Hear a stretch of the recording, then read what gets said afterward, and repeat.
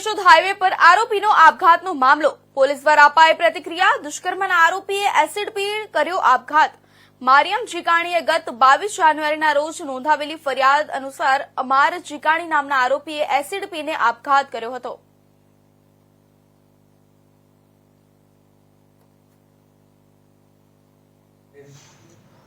एक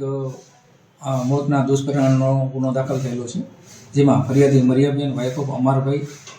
હાજી હબીબભાઈ જીકાણી રહે ડારી ગામ તાલુકો યોરા જિલ્લો ગીર સોમનાથ કે जो આ કામના આરોપી સપનાબેન બાબુભાઈ સોલંકી રહે કોડીનાથ વાળા વિરુદ્ધ તેઓના પતિ અમરભાઈ હાજીબીબી મુખાણી વિરુદ્ધ એમને મરણ જવા માટે મજબૂર કરેલા અંગેની ફરિયાદ નોંધાવતા કેશોદ પોલીસનો ગુનો દાખલ કરી આગળની તપાસ હાથ ધરેલી છે। આ કામમાં ગઈ તારીખ 22/1/2025ના પ્રભાસ પાટણ ખાતે આ કામે મરણ જનાર વિરુદ્ધ આ કામના આરોપી સપનાબેન બાબુભાઈ સોલંકી તેઓના વિરુદ્ધ એટ્રોસિટી તેમજ બળાત્કારનો ગુનો દાખલ થઈ, જેમાં તેઓ નાસ્તા ફરતા હોય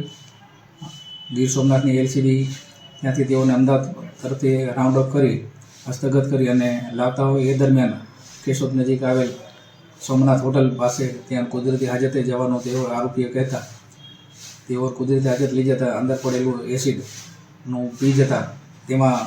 સાથેના પોલીસ સ્ટાફ પણ તેમને છોડાવવા જતા તેઓને પણ હાથમાં થોડા દાઝેલા છે અને આ બાબતની કેશોદ પોલીસના મરિયમબેને ફરિયાદ આપતા આ કામના આરોપી વિરુદ્ધ ગુનો દાખલ કરી આગળની તપાસ હાથ ધરી। તો આ તરફ